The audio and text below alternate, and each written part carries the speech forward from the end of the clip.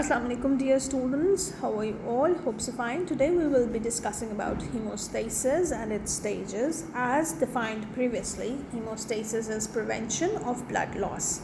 It has different stages: vascular spasm, platelet clot formation, clot retraction, clot formation and fibrinolysis are part of it. Vascular spasm and platelet plug formation have already been discussed in the previous video, and in today's video we will be discussing about clot formation, retraction and fibrinolysis. Now let us consider a blood vessel having an endothelial layer, a collagen fiber layer, along with that a smooth muscle layer. Now whenever there is damage to the blood vessel, as has already been defined, there is exposure of the von Willebrand factor take place. Now due to this exposure of von Willebrand factor, this will cause the platelets to get attached to this von Willebrand factor through glycoprotein 1b receptor present on the platelets. They will combine and they will cause the rest of the platelets to get attached to it and form a thick plug over the injured area. Now the blood that is running through this area will cause the clotting factors to get activated. As for the intrinsic pathway, that is whenever there is trauma to the blood vessel, to the blood, or the exposure of the blood to the collagen will cause factor 12 to get activated. Due to this activation of factor 12, a cascade of reactions will start which will cause factor 11 to get activated. Then factor 11 will lead to the activation of factor 9. After this, a very important step will take place, which is absent in hemophilic patients. That is the factor 9 along with the factor 8, which is known as anti-hemophilic factor. Along with that, the platelet phospholipids or platelet factor 3 and calcium, these all will cause the activation of factor 10. So the factor 10 will be activated by factor 9, factor 8, platelet factors or phospholipids of the platelets and calcium. Now this factor 10 will then lead to a common pathway in which there will be activation of the prothrombin activator. So as you can see over here, the platelet factor 3, calcium and factor 5, they all cause the activation of this very cute prothrombin activator. Now this prothrombin activator will further lead to the activation of prothrombin to its activated form, and that is known as thrombin. So now the thrombin that is produced will act on factor 1, which is fibrinogen. Fibrinogen are basically small molecules present randomly in the blood, and they are very important coagulation factors. As have been told to you guys before, that a very huge chunk of the plasma proteins does have, or almost 1 or 2% of the plasma proteins comprise of fibrinogen. So fibrinogen will then be placed in a very symmetrical form, and a monomer of fibrin thread will be formed. So from fibrinogen, activated fibrin will be formed, in which there will be a monomer of it. Then many of the monomers will combine together and will form a meshwork of fibrin, and this whole meshwork will then be covering this platelet plug over here. And now you can see that the plug is secured at this place. So no harsh blood flow can cause this plug to dislodge from this place, and hence a very powerful clot has been formed at this place where there was an injury to the blood vessel.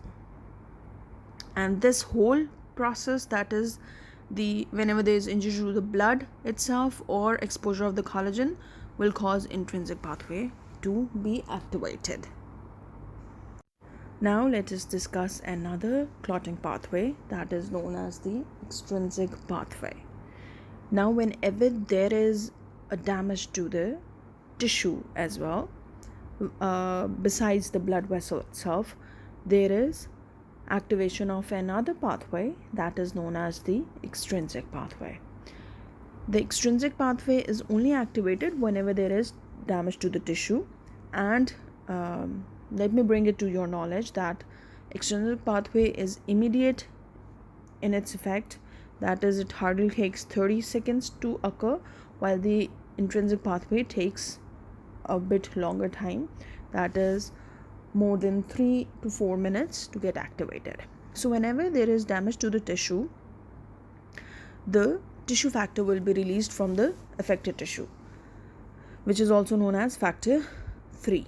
This factor 3 will then cause the activation of factor 7, and the factor 7 will then activate the common pathway, that is, will cause the factor 10 to be activated, which will then be causing the prothrombin activator to be activated under the influence of similarly the same things, that is the platelet factor 3, or you can also call them as platelet phospholipids, calcium factor 5. So they all will cause the activation of this, as I'm writing over here, the platelet activator, prothrombin activator, PT activator. So these all, along with the prothrombin activator, factor 10, factor 5, calcium, platelet factor 3, and the prothrombin activator will cause the activation of factor 2, that is the prothrombin, to get activated to its thrombin form. And again, the thrombin will cause the fibrinogen, the molecules of fibrinogen, to arrange themselves into a fibrin thread, and then this fibrin thread will lead to a formation of meshwork of fibrin, which will again be surrounding the plug and will lead to a very strong clot formation. This is known as the extrinsic pathway. Now let me just tell you about the mnemonics to remember the intrinsic and the extrinsic pathway. I'm so sorry for the small size of the pixels, but I can't do anything about it. So I've written intrinsic pathway on my left side, I've written extrinsic pathway on my right side, and common pathway. First of all, I'll start with the factor X, that is the 10th factor, which we know will lead to a common pathway. So for the intrinsic pathway, I will start from the backward counting from 12 till 8, but leaving 10. So 12, 11, 9, due to leaving 10 as I've written it already, 8, and then factor 10. So this is how you will remember the intrinsic pathway. For the extrinsic pathway, it's very easy. Factor 3 plus 7 will lead to 10. 7 plus 3 is equal to 10. So this is the extrinsic pathway. Now let's come to the common pathway, in which 5 multiplied by 2 multiplied by 1 is equal to 10. So this is the common pathway. I hope so you guys would have understood this mnemonic, as it is important for you guys to remember it. So now let's discuss about the clot retraction and its repair. Now again, I'll begin with the very first step, that is a damage to the blood vessel has occurred, which has caused the exposure of the collagen fiber. Along with that, there is exposure of the von Willebrand factor, which has led to the attachment of the platelets through glycoprotein 1b receptors with the von Willebrand factors and will form a platelet plug. After that, due to the intrinsic pathway as well as the extrinsic pathway, will lead to a meshwork around this plug and a clot will be formed.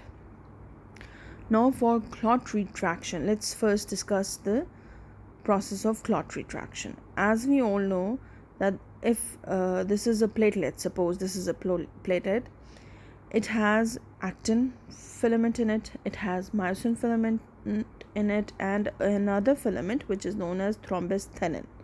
These all are contractile proteins and they all lead to the contraction of the platelets. So they will cause the clot to retract by pulling the edges of the endothelial layer close together. So this process is known as clot retraction, which is due to the actin filament, the myosin filament, and the thrombasthenin filament.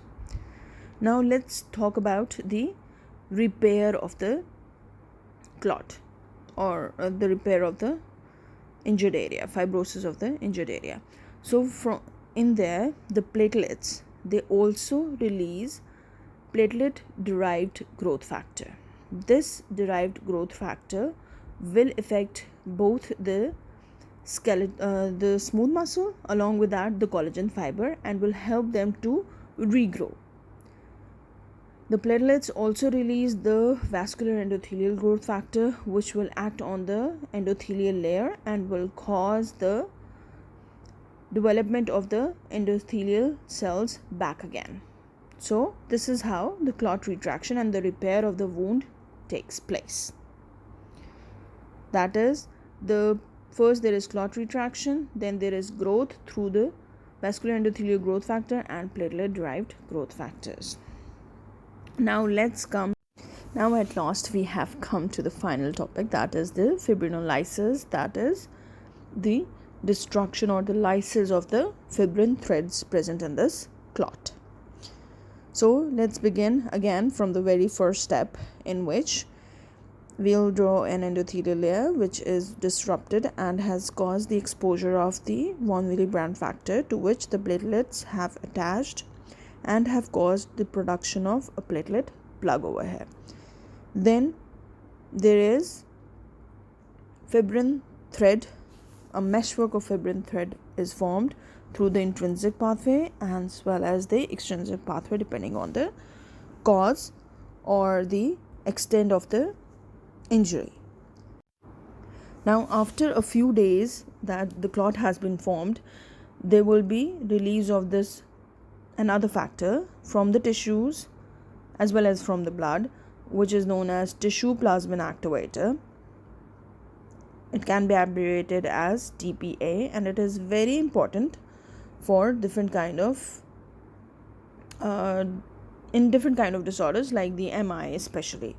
So this tissue plasmin activator, TPA, causes the plasminogen to be activated and form plasmin. So plasminogen will be activated and will form plasmin by the action of tissue plasmin activator, which is released 2 to 3 days after the clot has been formed. Now what is the function of this plasmin? This plasmin causes the degradation of the fibrin thread. So the fibrin thread will be destroyed, hence the clot will be removed. So the clot will be dissolved or removed, and hence there will be no more hindrance to the blood flow, and the normal blood vessel and the normal functioning of the blood vessel will be taking place. And from where did we get this plasminogen? This plasminogen is present within the clot itself when the clot was being formed earlier. So this plasminogen will get activated inside the clot and will cause the destruction.